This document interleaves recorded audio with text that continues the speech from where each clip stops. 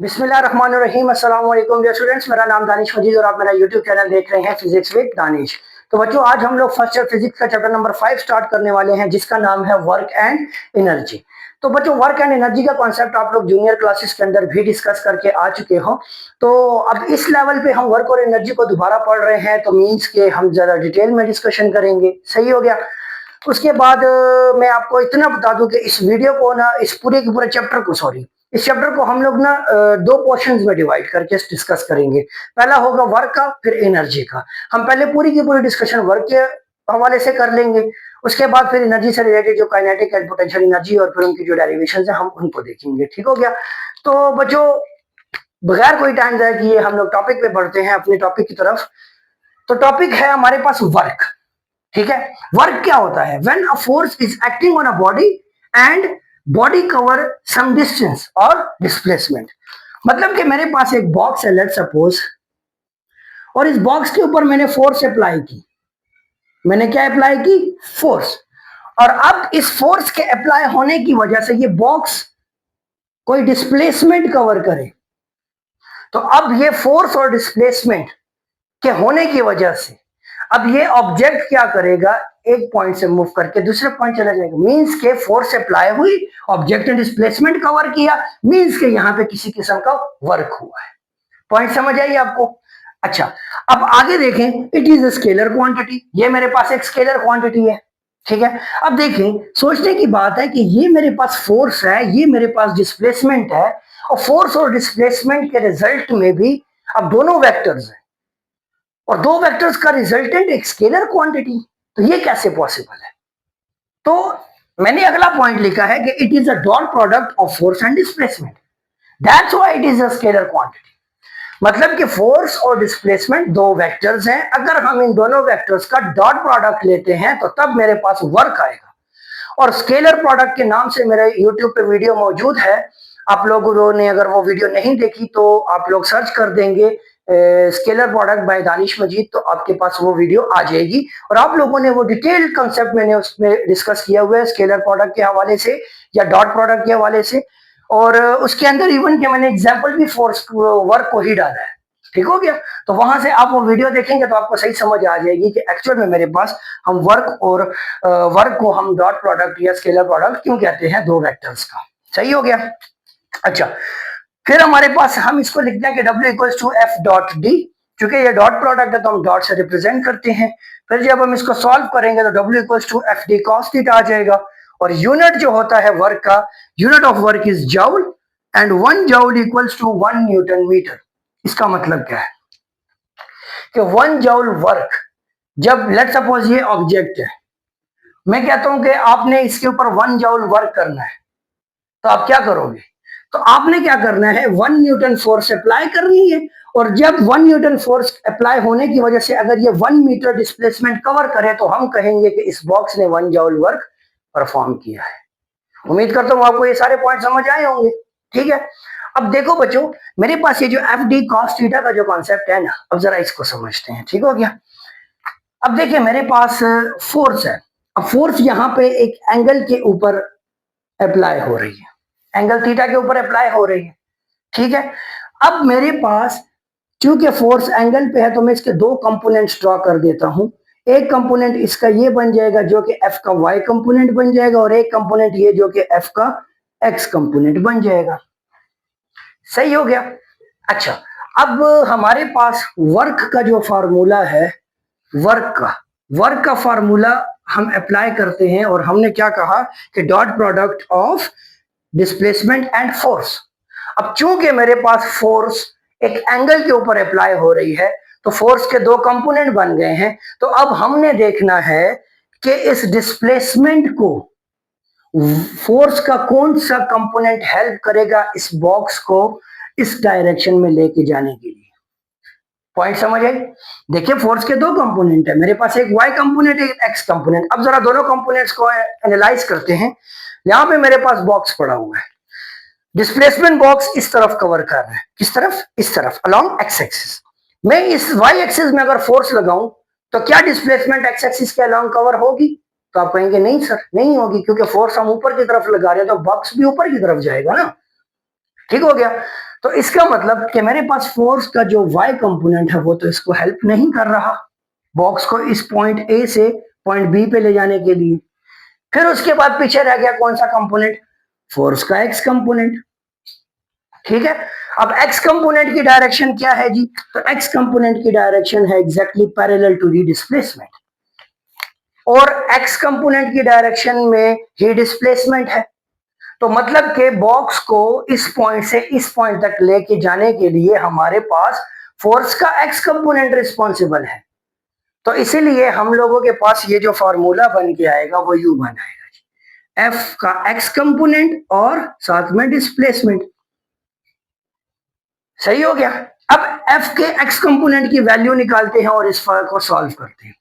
अब देखिए मेरे पास यहाँ पे क्या है जी, बेस है, क्योंकि थीटा के सामने परपेंडिकुलर आ गया तो ये बेस आ जाएगा और ये हमारे पास हाइपोटेन्यूज। अब मेरे पास एक वैल्यू है हाइपोटेन्यूज पे, एक है बेस के ऊपर, तो मैंने एक ऐसा एंगल यूज करना है जिसमें ये दोनों यूज हो रहे हैं। तो मेरे पास वो कौन सा एंगल है, वो है जी cos theta. cos theta equals to base divided by hypotenuse. अब cos theta equals to f of x divided by f, और f को इधर लाके मल्टीप्लाई कर दे तो f of x will be equals to f cos theta. सही हो गया। तो यहां पे आ जाएगा जी w equals to f cos theta into D, और जब इन दोनों को मल्टीप्लाई करेंगे तो w equals to F D cos theta. ये ले मेरे पास ये जो फार्मूला आता है ना फोर्स का एफ डी cos थीटा, तो वो हम लोग इस तरह डिराइव करते हैं। चूंकि ये स्केलर क्वांटिटी है तो हम लोग इसके ऊपर कम्यूटेटिव प्रॉपर्टी भी अप्लाई कर सकते हैं, बट उस डिटेल में हम नहीं जाते। वो चूंकि मैंने स्केलर प्रोडक्ट के अंदर फुल डिटेल में डिस्कशन की हुई है, तो आप वो मेरी वीडियो को सर्च कर लेंगे ना, तो आप वहां पे देख लेंगे तो आपको ये सारी डिटेल समझ आ जाएगी। ठीक हो गया। अच्छा, अब देखिए मेरे पास ये जो वर्क है बच्चों, तो ये किस किस चीज पे डिपेंड कर रहा है। अब मैं जरा वर्क की डिपेंडेंस देखता हूं। अब डिपेंडेंस को बच्चों जब भी देखा जाए ना, आपको जब भी बोला जाए कि कोई भी चीज हो, वर्क हो, टाइम पीरियड हो, time period of simple pendulum या मैस स्प्रिंग सिस्टम, या कोई भी ऐसा कोई भी कंसेप्ट आपके पास आए और उसमें आपको बोला जाए कि आपके पास एक इक्वेशन आ गई है और आप बताएं कि ये इक्वेशन जो है ये चीज जो है ये किस किस पैरामीटर के ऊपर डिपेंड करती है, तो उसके डिपेंडेंस को चेक करने के लिए आपने हमेशा उसकी मैथमेटिकल फॉर्म को देखना होता है। अब वर्क यहाँ पे हमारे पास तीन चीजों पे डिपेंड कर रही है। एक वर्क डिपेंड कर रही है फोर्स के ऊपर, एक वर्क डिपेंड कर रहा है जी डिस्प्लेसमेंट के ऊपर, और तीसरा ये डिपेंड कर रहा है एंगल थीटा के ऊपर। सही हो गया। क्योंकि ये तीनों हमारे पास डिसाइड करेंगे कि वर्क की वैल्यू कहां पे मैक्सिमम होगी, कहां पे वर्क जीरो होगा। अगर तो मेरे पास फोर्स जीरो है तो सारा का सारा जीरो हो जाएगा, वर्क जीरो।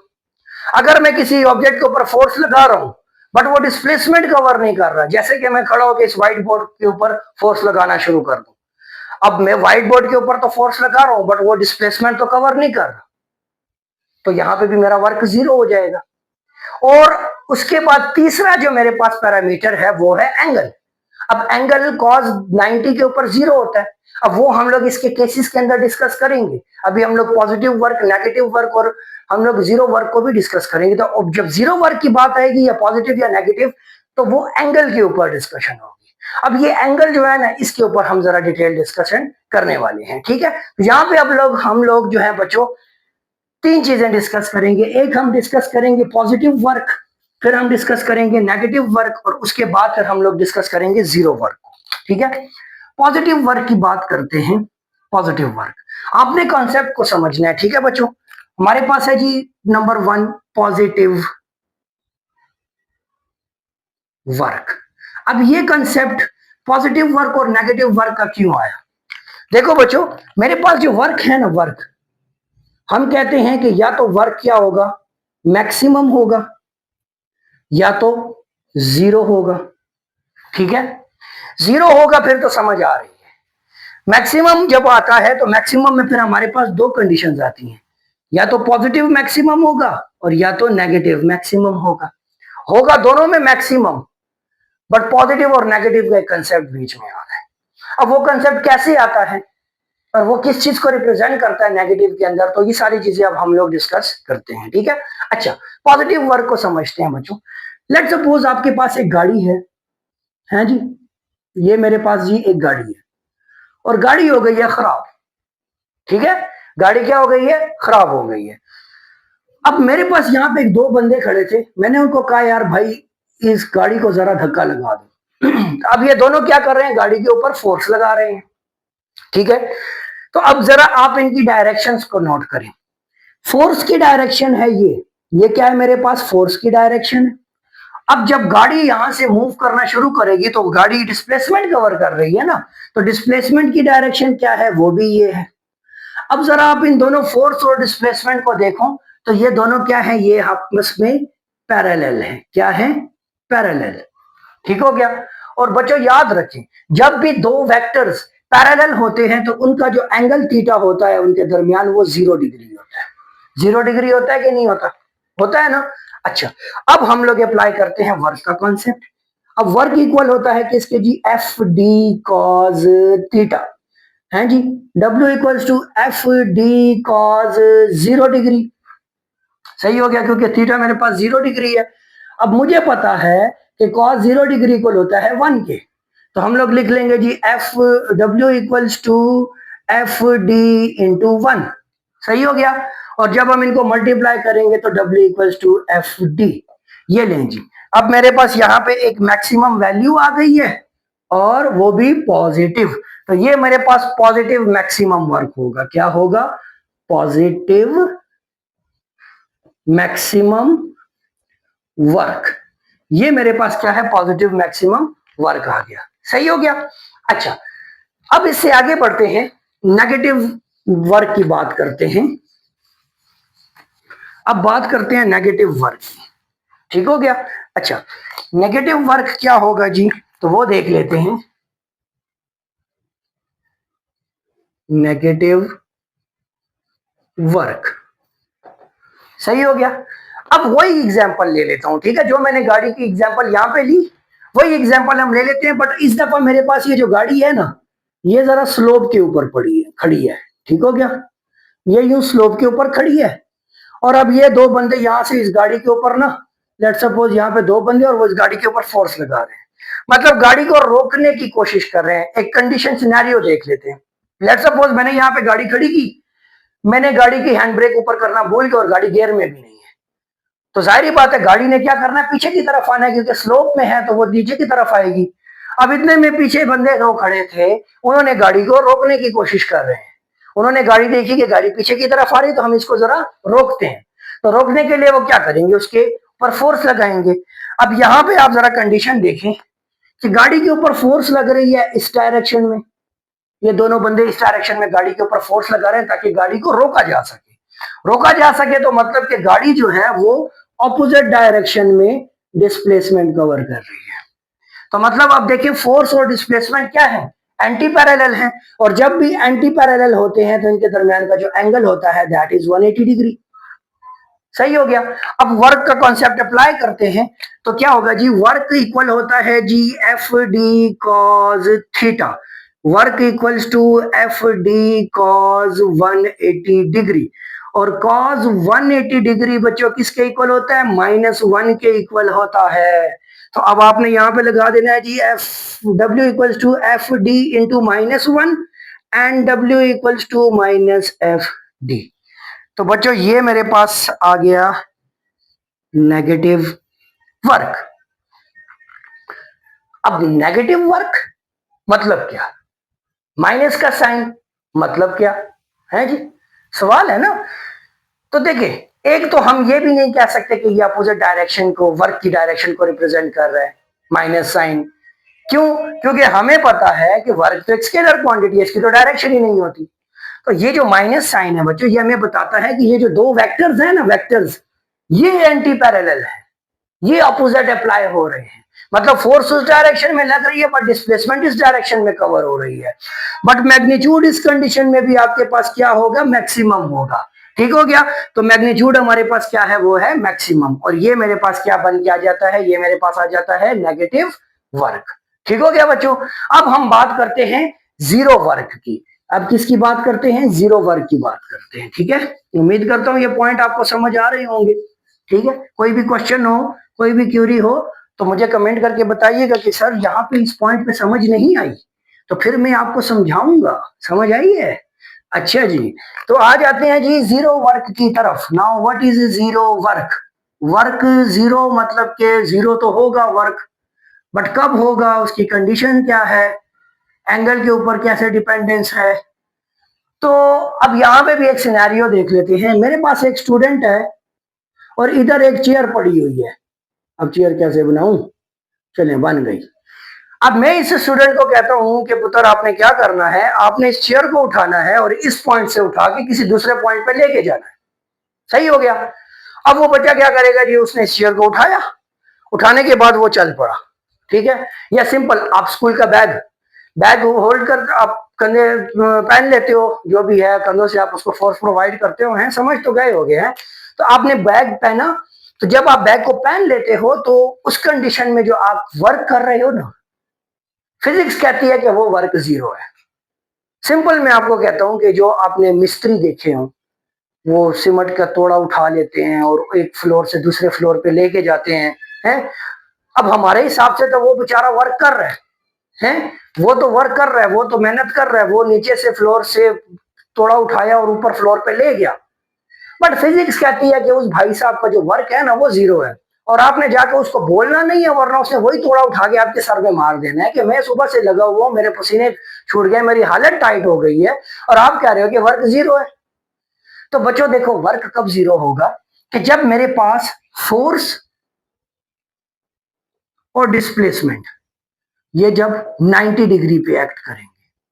किस पे? 90 डिग्री। अब चेयर की कंडीशन में देखो ना, मैंने चेयर उठाई, चेयर उठा ली मैंने, तो फोर्स की डायरेक्शन अपवर्ड गई, और अब मैं यूं चलने लग गया, तो फोर्स किस तरफ लग रही है? अपवर्ड लग रही है, और डायरेक्शन कौन सी है डिस्प्लेसमेंट की? फॉरवर्ड। ठीक हो गया, तो दोनों 90 डिग्री पे हैं कि नहीं है? तो मतलब कि जब आपके पास दो ऑब्जेक्ट्स क्या हो? परपेंडिकुलर हो, दो वेक्टर्स आपस में परपेंडिकुलरली अप्लाई हो रहे हो, परपेंडिकुलर, तो उनका जो एंगल थीटा होता है that is 90 degree. 90 degree angle हो गया।